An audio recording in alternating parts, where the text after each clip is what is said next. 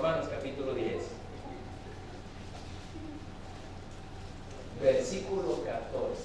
Romanos capítulo 10, versículo 14. Y versículo 15, solo dos versículos, vamos a leer. Puesto de pie, por favor. Y si me siguen, por favor, con sus ojos. En Romanos capítulo 10, versículo 14 al 15. Yo sé que a veces uno batalla encontrando los libros de la Biblia, ¿verdad? Pero ahí está Romanos 10, 14 y 15. Mira el versículo 14, por favor. ¿Cómo pues invocarán a aquel en el cual no han creído? ¿Y cómo creerán en aquel de quien no han oído? ¿Y cómo oirán sin haber quien les predique? ¿Y cómo predicarán si no fueren enviados? Como está escrito, cuán hermosos son los pies de los que anuncian la paz, de los que anuncian buenas nuevas. Ahora quiero que vaya a otro pasaje. Filipenses capítulo 4, por favor. Filipenses capítulo 4, versículo 14. Vamos a leer del 14 al 17. Filipenses capítulo 4, 14 al 17. Filipenses está antes de Colosenses y está después de Génesis. Filipenses. Hay una hermanita, ¿verdad? Se le llamaba de inteligente en la iglesia. ¿Cuántos han leído la Biblia? Dijo, de pasta a pasta. Y yo, bien, ella estaba orgullosa que había leído la Biblia de pasta a pasta, desde el principio hasta el amén de Apocalipsis. Ay, qué bueno, hermanita, sí, bien contenta, ¿verdad? Y en otra ocasión le pregunté yo, ¿verdad? A ver, ¿cuántos han leído el libro de Ezequías? Y ella levantó la mano. Ay, la hermana ya leyó el libro de Ezequías. Y lo que sabían, ¿verdad? Saben que no existe el libro de Ezequías. Pero así sucede con los hermanos, ¿verdad? Filipenses capítulo 4, versículo 14. Dice la Biblia así: sin embargo, bien insisteis en participar conmigo en mi tribulación. Y sabéis también vosotros, oh filipenses, que al principio de la predicación del Evangelio, cuando partí de Macedonia, ninguna iglesia participó conmigo en razón de dar y recibir, sino vosotros solos. Pues aún a Tesalónica me enviasteis una y otra vez para mis necesidades. No es que busque dádivas, o sea, no ando buscando el dones, no ando buscando dinero, no es que busque dádivas, sino que busco fruto que abunde en vuestra contesta. Bueno, yo quiero hablarle en esta noche abriendo una cuenta celestial, abriendo una cuenta celestial. Vamos a orar y luego vamos a tomar asiento. Padre Dios, damos gracias por tu palabra. Permítenos, mi Dios, en esta hora el poder enfocar y el poder, Señor, analizar el hecho de que estamos aquí en esta tierra por poco tiempo y un día, Señor, volaremos y estaremos contigo por toda la eternidad. Pero mientras estamos aquí, ayúdanos, mi Dios, a abrir una cuenta celestial. Úsanos, bendícenos. En el nombre de Cristo te damos las gracias. Amén. ¿Pueden tomar asiento, por favor? Le cuento una anécdota que va con el mensaje que estoy tratando de enseñar en esta hora. Dicen que un hombre se murió, llegó al cielo, y al llegar al cielo un ángel lo recibió y le agarró la mano, y él le pareció un poquito extraño que el ángel no va a llegar al cielo, le agarrara la mano, ¿verdad? Y no lo soltaba, y le dijo, te voy a llevar, le dijo, a tu mansión. Y entonces dice que comenzaron a caminar y vieron que las calles eran de oro, todo precioso, todo bonito, y las casas eran de 3, 4 pisos, la mansión. ¡Wow! Dijo, qué precioso es este lugar. Caminaron unas 3 cuadras y no lo soltaba el ángel. Y entonces notó que después de las 3 cuadras, las casas de 4 pisos eran solo de 3 pisos. Caminaron un poco más adelante y comenzaron a bajar a 2 pisos. Caminaron más adelante y encontraron que las casas eran de un solo piso. Y entonces él le jaloneaba al ángel porque quería quedarse por lo menos con una de un piso. Siguieron caminando y llegaron a una área donde habían puras champas, puras así de aluminio, las habían hecho. Y entonces le dijo, una de esas es la tuya. No, yo quería una de las que estaban allá en la entrada, le dijo. No, le digo, es que estas casas, así trabajamos en el cielo. Estas casas se hicieron con el dinero que mandaron. Y como tú no mandaste, te tocó allá al final. A veces es una anécdota para contarle lo que voy a hacer en este mensaje en esta hora. En Romanos capítulo 10, versículo 14, hay 4 preguntas que son preguntas retóricas, es decir, no necesitan respuesta. La siguiente pregunta nos da la respuesta a la primera. Véanlo conmigo allí en el versículo 14. Miren la primera pregunta: ¿cómo pues invocarán a aquel en el cual no han creído? La respuesta está en la siguiente pregunta: ¿y cómo creerán en aquel de quien no han oído? Para que alguien crea, tiene que oír. Luego la siguiente pregunta: ¿y cómo oirán sin haber quien les predique? Para que la gente oiga, alguien le tiene que predicar. Les predican el evangelio, la gente oye y la gente cree, y entonces la gente es salva, así de sencillo. Pero hay una pregunta más, versículo 15, mírenlo. ¿Y cómo predicarán si no fueren enviados? Entonces, para ir a predicar tenemos que ser enviados a predicar. Ahora, el método de Dios para alcanzar al mundo es por medio del evangelio. El evangelio significa buenas nuevas. No podemos negarlo ni menos ocultarlo. Tiene que ser proclamado, ya sea en forma escrita, con un tratadito, o más bien en forma predicado por una voz, y debe ser escuchado por oídos. El verso 14 comienza con una pregunta retórica que no necesita respuesta, pues el escritor mismo responderá más adelante. Más bien es una pregunta para despertar nuestro pensamiento o nuestro razonamiento. ¿Cómo puede alguien invocar el nombre del Señor sin creer? Sería imposible. Pero a raíz del mensaje del Evangelio, todos pueden creer. La clave es que la gente escuche el Evangelio, o escuche un plan de salvación, o las buenas nuevas de salvación. Ese mensaje puede ser el camino romano, puede ser el plan de salvación, puede ser el libro sin palabras, puede ser la ruta de Isaías o el Evangelio según San Juan, etcétera, etcétera. Asegúrese que el mensaje incluye la muerte, el castigo por el pecado, la sepultura y la resurrección de Cristo de entre los muertos. Eso es lo que es el Evangelio: la muerte, sepultura y resurrección de Cristo. A menos que alguien no entienda que es pecador, no puede ser salvo. Amen. Necesita saber que está perdido. Alguien que está perdido necesita ayuda, pero alguien que no está perdido no necesita ayuda.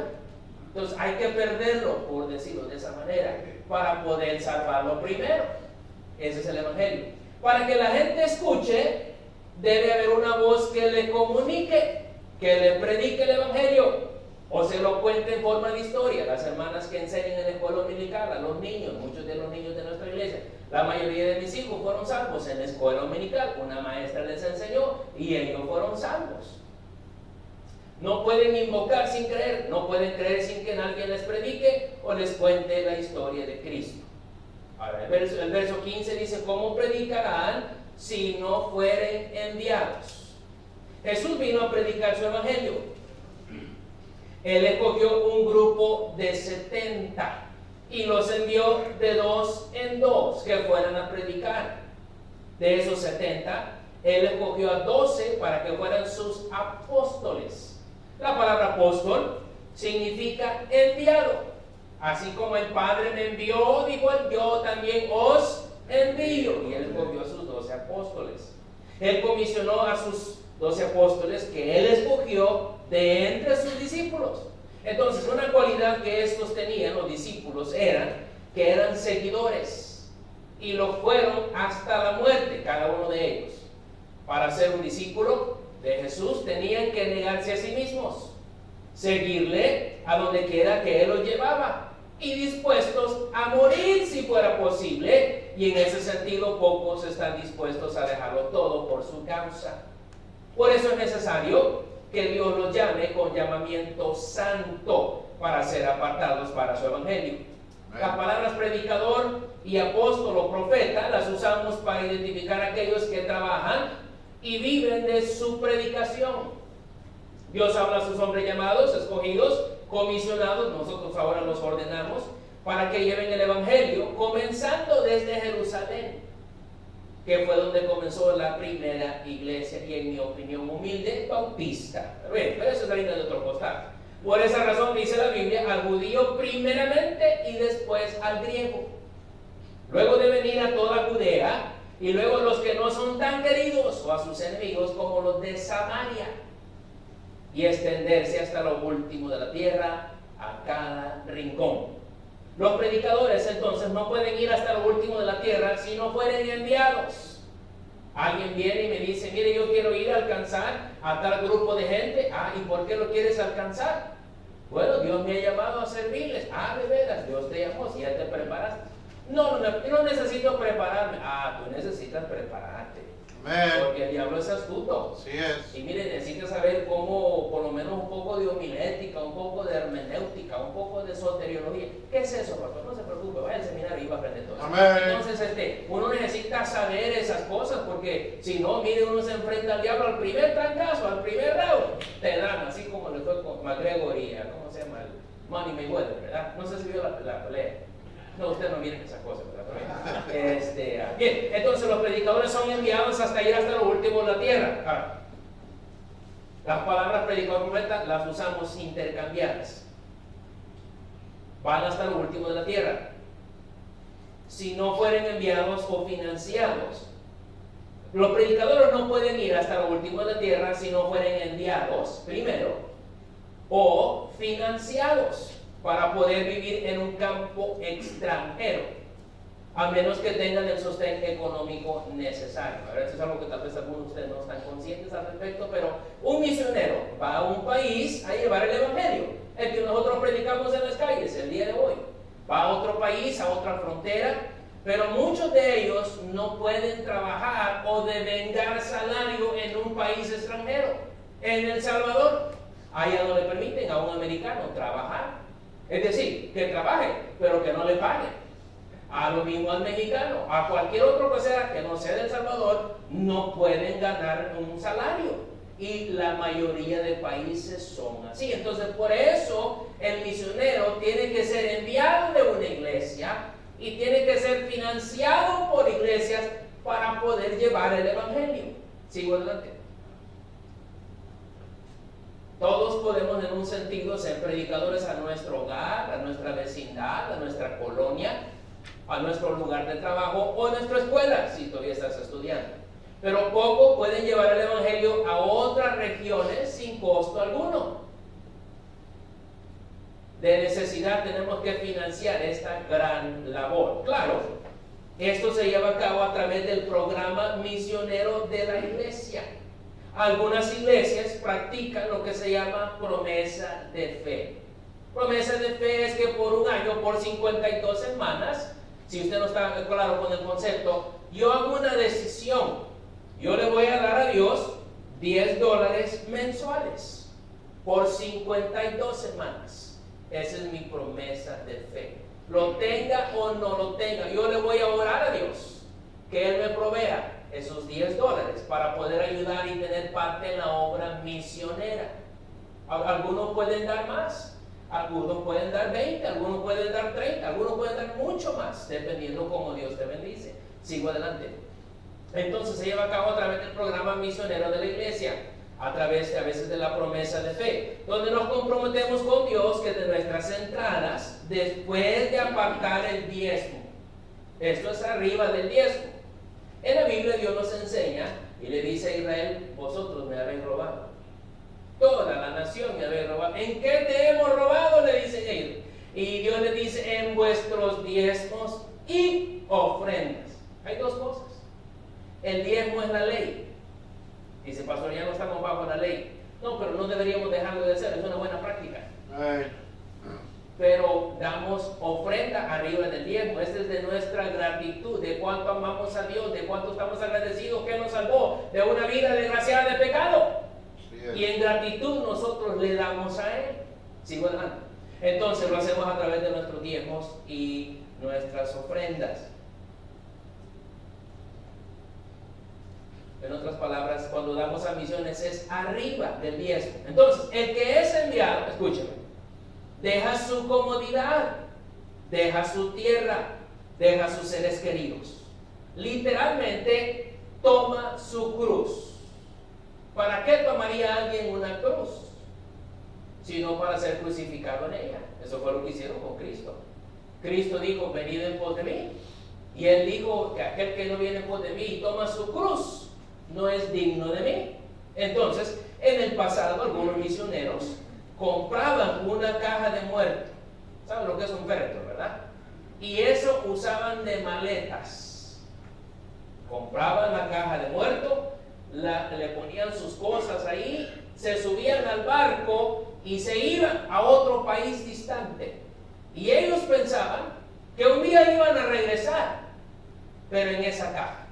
Entonces muchos de ellos se fueron yéndose para nunca más volver. Entonces misioneros en el pasado compraban una caja de muertos, la usaban como maleta de viaje porque no tenían planes de regresar con vida, y muchos así lo hicieron. Lo dejaron todo por hacer y por seguir a su Señor en el mandato de llevar el Evangelio hasta lo último de la tierra. Cuando Él llamó a sus 12, los llamó primero para que estuvieran con Él. Así nuestro llamado es a estar con Él, a caminar con Él. La forma más cercana de estar con Él es muriendo para estar en su presencia, a su lado. En ese sentido, nuestro llamado a estar con Él y servirle es un llamado de mártir, o sea, hasta la muerte.